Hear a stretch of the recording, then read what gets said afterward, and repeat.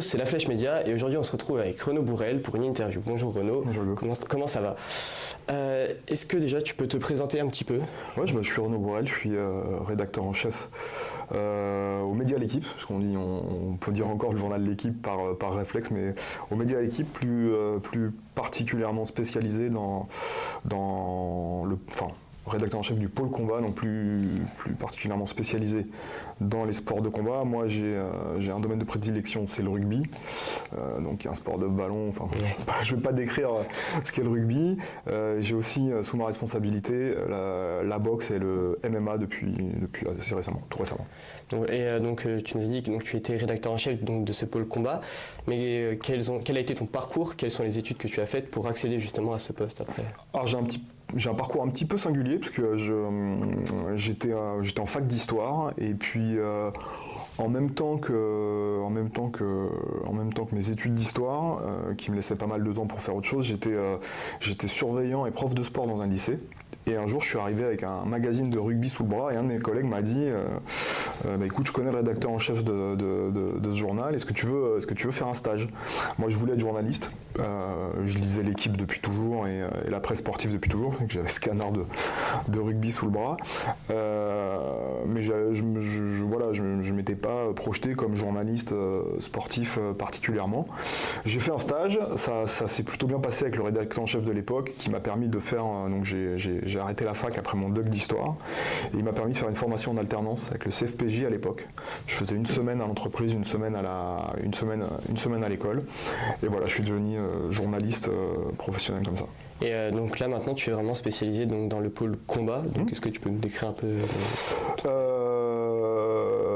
j'ai d'abord une carrière de reporter dans le rugby essentiellement. Après quand je suis arrivé à L'Équipe, c'est par le rugby en tant que reporter rugby. L'Équipe traitant d'à peu près tous les sujets de sport, de sport et essentiellement de foot. J'ai fait un petit crochet de 3 ans et demi au foot. Notamment sur le PSG, je suis revenu au rugby derrière et puis avec l'âge on m'a proposé de prendre des responsabilités. Je suis devenu rédacteur en chef adjoint en 2022. Alors là vraiment au pôle omnisport, c'est-à-dire dans un groupe de rédacteurs en chef et rédacteurs en chef adjoints qui gérons tous les sports sauf le football. Dans ce pool de rédacteurs en chef, on avait nos spécialités, donc moi c'était le rugby. Et puis tout récemment, on a créé un pôle combat, donc je suis devenu rédacteur en chef de ce plus gros pôle qui continue de chapeauter le rugby qui est un sport important en France, et puis la boxe et le MMA qui prend de plus en plus d'ampleur aussi. Ouais, surtout maintenant avec la médiatisation même sur internet, on a bien vu. Et donc justement L'Équipe à la base c'était un grand média de presse écrite mais qui s'est ensuite développé par la suite donc à la télé mais aussi en format donc digital sur les réseaux. Et comment s'est faite cette transition? Comment elle s'est passée? Est-ce qu'elle a été difficile aussi pour la rédaction? L'Équipe va fêter ses 80 ans l'année prochaine. Donc effectivement, il a commencé par exister par le papier, que votre génération consomme beaucoup moins. Non, mais la transition, elle est encore en train de se faire. Elle suit en fait les usages des gens qui consomment du média, qui consomment la presse dans un univers où la concurrence ne vient plus que des médias traditionnels, mais aussi des réseaux sociaux, de personnalités qui connaissent très bien un sujet et donc créent leurs propres médias, d'étudiants qui créent leurs propres médias, des lycéens même. Donc la transition s'est faite tout simplement, il y a là, maintenant ça commence à faire, je crois, 20 ans, la création, 25 ans, la création d'un site internet pour commencer quand Internet est sorti, et aujourd'hui une accélération dans la transformation, c'est-à-dire qu'on se rend compte que avec l'utilisation des smartphones, des tablettes, des ordinateurs, et l'hyperconnexion de tout le monde aujourd'hui, en fait l'information doit être disponible tout le temps, rapidement, pêche à l'info quoi. Exactement, et mais pas que, hein, aussi offrir des contenus de lecture longue, d'analyse, d'enquête, de reportage, que ce soit en lecture ou en vidéo ou même en audio. On a beaucoup de podcasts aussi. Bref, on a petit à petit, et on continue de le faire, développer toute la gamme de ce qu'on peut faire en médias et en journalisme selon les nouveaux usages et les nouveaux codes, et aussi pour répondre à ce besoin d'être présent en permanence, quoi. C'est-à-dire qu'une grosse info tombe, l'équipe ne pouvait plus attendre de raconter ce qui se passe ou ce qui s'est passé le lendemain matin, mais il faut le raconter dans l'immédiateté et ensuite le développer par de l'analyse, par du reportage, par de l'enquête. Donc voilà comment se fait globalement la transition. Et elle se passe plutôt bien du coup quand même, vous arrivez à plutôt... Ça va assez vite quand même cette transition. C'est-à-dire que ça a demandé une autre organisation, une autre temporalité dans la façon de travailler, c'est-à-dire qu'effectivement il y a un peu plus d'urgence, ce qui réclame un peu plus d'exigence et de concentration pour bien vérifier ces infos, pour essayer de faire le moins d'erreurs possible dans la rédaction, l'écriture, la publication, le montage d'un sujet, enfin toutes les formes de journalisme que tous les deux vous connaissez. Donc voilà, et puis ça demande aussi d'être en permanence en alerte. Mais quand je dis en permanence, c'est toutes les minutes en fait, voilà, sur ce qui se fait ailleurs, mais aussi sur le comportement des gens qui lisent les médias ou qui s'y intéressent en tout cas, ou qui veulent de l'information, pour le coup sportive. Donc de savoir quand est-ce qu'ils s'informent, quels sont les sujets qui les intéressent le plus, pour coller au mieux à leurs attentes et surtout du mieux possible les informer, quoi. Donc on voit aussi que les habitudes de consommation de l'information ont beaucoup changé. Et selon toi, qu'est-ce qui a le plus évolué? Est-ce que le public jeune comme nous consomme encore la presse de la même façon que ta génération ou celle encore antérieure? Il y a plusieurs choses. Le papier garde un côté patrimonial, c'est-à-dire que le journal de l'équipe, mais je pense que c'est la même chose pour le Parisien, le Monde, Sud-Ouest, la Nouvelle République, vous étiez, voilà, c'est ça. Les grands quotidiens, et notamment nationaux, tous les matins, ils sont sur le bureau, dans les grands ministères, à l'Élysée, chez les grands chefs d'entreprise. Ça reste un objet avec lequel démarrent beaucoup de gens, influents, quoi, importants, voilà, si on peut dire ainsi. En fait, ils continuent d'avoir ce réflexe de prendre le pouls avec la presse écrite. On a une génération, qui serait plus la mienne, qui a basculé, qui continue d'avoir du plaisir avec les magazines, les journaux, mais qui a basculé dans le numérique, à cause de son côté immédiat, intuitif aussi, parce que l'outil, et puis si on est dans le métier aussi, et puis qui a plus trop le temps malheureusement de passer en kiosque, il y en a de moins en moins. Qui est pratique aussi d'avoir sur son portable. Exactement. Le journal comme ça. On reçoit des alertes, on clique dessus, on est tout de suite. Et puis il y a une génération un peu plus jeune dont on se rend compte qu'en fait elle s'informe énormément via les nouveaux médias, les réseaux sociaux. Et qui donc ont accès à du contenu, l'équipe, Sud-Ouest, Le Monde, les grands médias traditionnels, à d'autres contenus aussi via des influenceurs, voilà, et qui savent pas forcément, en fait, qui se souviennent pas forcément, tiens, j'ai lu ça ou j'ai vu ça, ça m'a intéressé, sans s'arrêter sur le média sur lequel c'est. Et ça, on s'en est rendu compte. Donc l'idée, c'est comment capter leur attention pour leur dire voilà, ça vous l'avez lu chez nous et en fait on le fait tout le temps et c'est super et vous serez bien informés.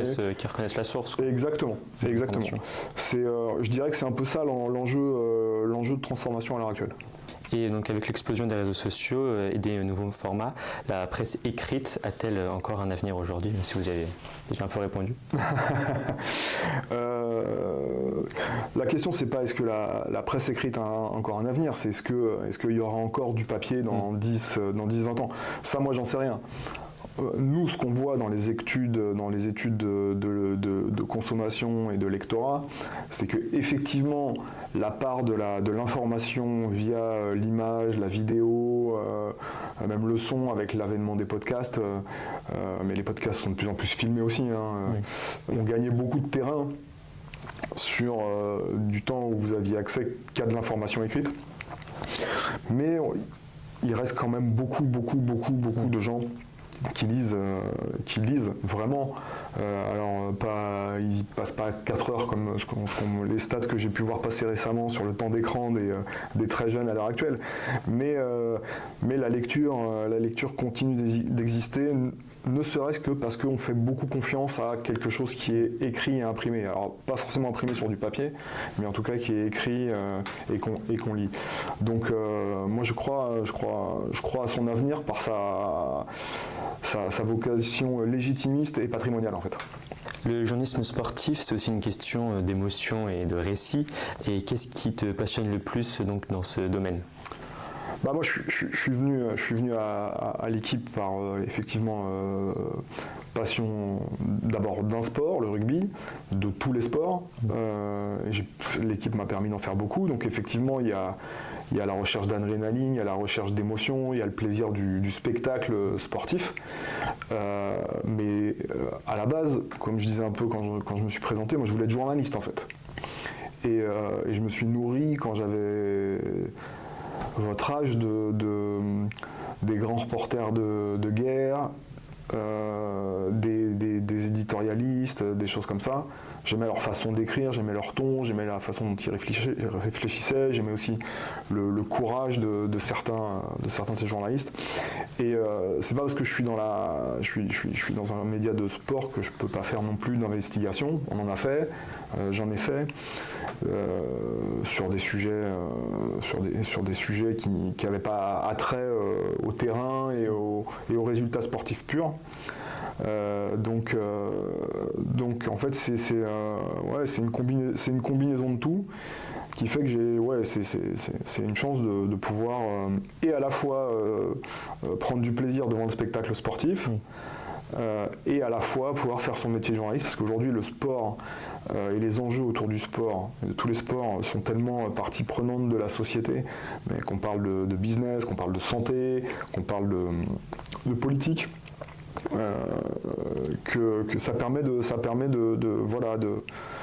traiter tous les champs possibles avec du journalisme, avec une matière qu'on pouvait considérer un peu comme superficielle ou futile, en tout cas à la vie de la société. C'est de moins en moins le cas quand même. Il y a un mépris quand même du journalisme sportif, peut-être par rapport aux autres journalismes. Oui, bien sûr. Je me souviens, c'était Sharp de Charlie Hebdo qui est décédé dans les attentats du 13 novembre malheureusement, et qui lui pour coup faisait de la presse très engagée via ses dessins, et qui disait mais pourquoi on appelle les journalistes sportifs journalistes, c'est pas du journalisme. Et effectivement on peut se dire ça pour quelqu'un qui fait un compte rendu de match, mais quelqu'un qui fait un compte rendu de match justement parce qu'il a une carte de presse, il doit être capable de faire ça, et à l'équipe, mais pas seulement, on a traité de sujets, les violences sexuelles dans les clubs sportifs,